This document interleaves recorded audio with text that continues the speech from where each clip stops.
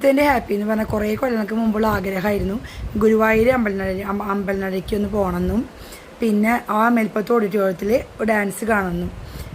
അങ്ങനെ അതിന് അവസരം കിട്ടി. എൻ്റെ ഹസ്ബൻഡ് ഫ്രണ്ടിൻ്റെ ജോഫിയുടെ മകൾ അന്നബെല്ലയുടെ അരങ്ങേറ്റമായിരുന്നു, വിളിച്ചിട്ടുണ്ടായിരുന്നു. അങ്ങനെ പോയി അത് കണ്ടു, എന്നെ ഹാപ്പിയായി. ഇത് അന്നബെല്ല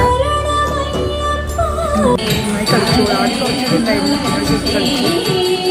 അങ്ങനെ നമ്മൾ പറയും നമ്മുടെ ജീവിതത്തിലെ നാട്ടിലെ ആഗ്രഹം അങ്ങനെ സഫലമായി. Thank you Jofi.